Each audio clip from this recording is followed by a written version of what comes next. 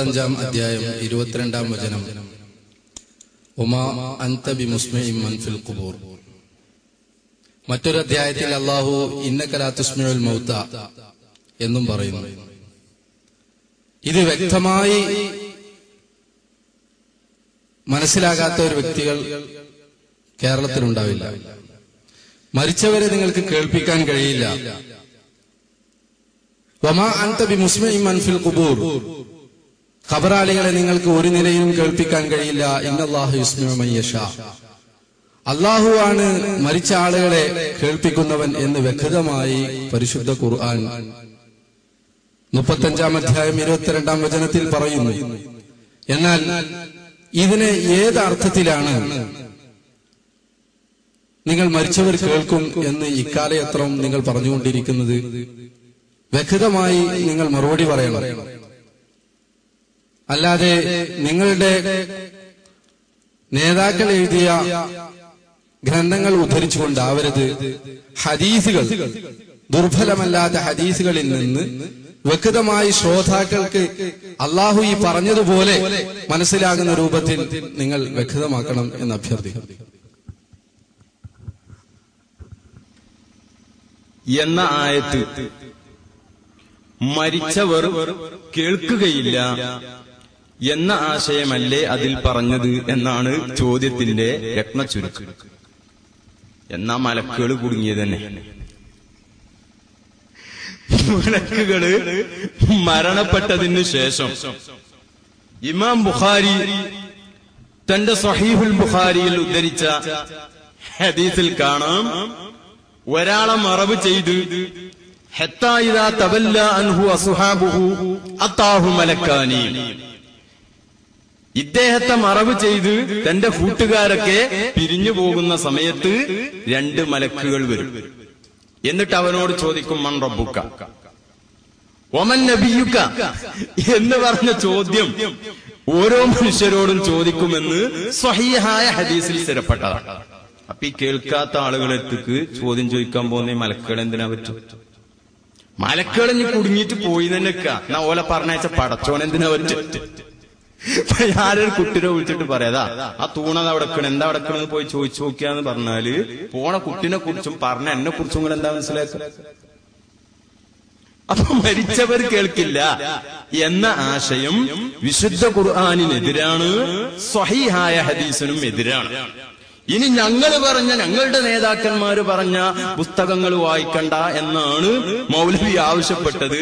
അതുകൊണ്ട് അത് വായിക്കുന്നില്ല. നിങ്ങളെ നേതാവ് ഇബ്നുൽ ഖയ്യിം അൽ ജൗസിയ്യ എന്ന് പറയുന്ന അവരുടെ നേതാവ് തന്നെ ഈ വിഷയത്തിൽ എന്താണ് രേഖപ്പെടുത്തിയത് നിങ്ങൾക്ക് ഞാൻ വായിച്ചു കേൾപ്പിക്കാം. വസബത അൻഹു സല്ലല്ലാഹു അലൈഹി വസല്ലം അന്നൽ മയ്യിത യസ്മഉ ഖർഅ നിആലിൽ മുശയ്യിഈന ലഹു ഇദൻ സറഫു അൻഹു. മയ്യിത്ത് തന്നെ സംസ്കരിക്കാൻ വേണ്ടി വന്ന ആളുകൾ പിരിഞ്ഞു പോകുമ്പോൾ അവരുടെ ചെരുപ്പിന്റെ ശബ്ദം മയ്യിത്ത് കേൾക്കുന്നതാണ് എന്ന് ഹദീസിൽ വന്നിട്ടുണ്ട്, സ്ഥിരപ്പെട്ടിട്ടുണ്ട്. എന്നിട്ട് തുടർന്ന് പറയുന്നു, വകശറ അന്നബിയ്യു സല്ലല്ലാഹു അലൈഹി വസല്ലമ ലിഉമ്മത്തിഹി ഇദാ സല്ലമു അലാ അഹ്ലിൽ ഖുബൂർ. നബി സല്ലല്ലാഹു അലൈഹി വസല്ലമ തങ്ങൾ തന്റെ ഉമ്മത്തിന് നിയമമാക്കിയിട്ടുണ്ട്, അവര് സലാം ചൊല്ലുമ്പോൾ അൻയുസല്ലിമു അലൈഹിം സലാമ മൻ യുഖാതിബൂനഹു.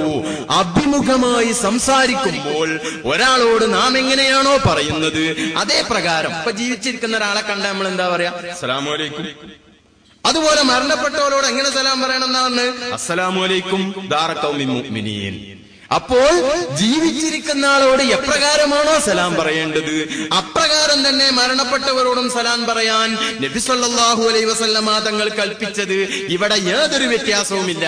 ആരാ പറയണ? ഞങ്ങളെ നേതാവല്ല, നിങ്ങളെ നേതാവ് ഇബ്നുൽ ഖയ്യിമ പറയുന്നു. ഈ സംഭാഷണം തിരിയുന്ന ആളോടും കേൾക്കുന്ന ആളോടുള്ള സംഭാഷണമാണല്ലോ.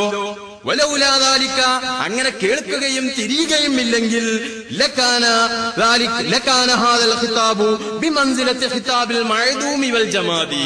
ലോകത്തില്ലാത്ത ഒരാളോട് സംസാരിച്ചതുപോലെ, അല്ലെ ജീവനില്ലാത്ത ഈ തൂണിനോട് സംസാരിച്ചതുപോലെ ആകണ്ടേ അസ്സലാമു അലൈക്കും ദാറ ഖൗമിൻ മുഅ്മിനീൻ എന്നത്. അതുകൊണ്ട് മരിച്ച ആളുകൾ കേൾക്കുമെന്ന് എന്നതിന് ഹദീസിൽ ഇന്നഹും ലയസ്മഊന ഖർഅനിയാലിഹിം എന്ന ബുഖാരി ഉദ്ധരിച്ച ഹദീസും തെളിവാണ്. അവർക്ക് സലാം പറയാൻ വേണ്ടി റസൂലുള്ള കൽപ്പിച്ച ഹദീസും തെളിവാണ്.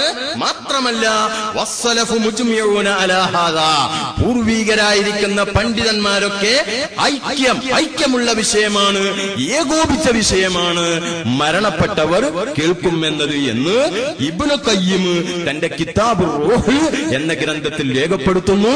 നമ്മുടെ ഇമാമികൾ മുഴുവനും അവിടെ തഫ്സീറുകളിൽ പറഞ്ഞതാണ്.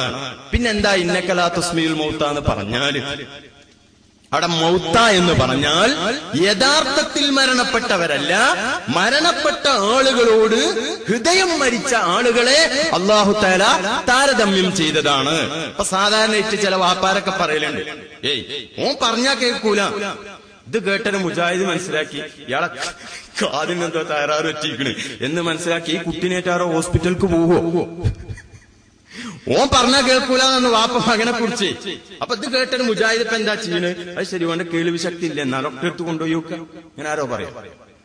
ഓൻ പറഞ്ഞാ കേൾക്കൂലെന്നതിന്റെ അർത്ഥം എന്താ? പറഞ്ഞാ സ്വീകരിക്കൂലെന്നാ. ഇത് തിരിയാത്ത ആരോ ഉണ്ടാവോ? ഇതുപോലുള്ള ശൈലി വിശുദ്ധ ഖുർആനിലുണ്ട്. അതാണ് ഇന്നക ലാ തുസ്മിഉൽ മൗത.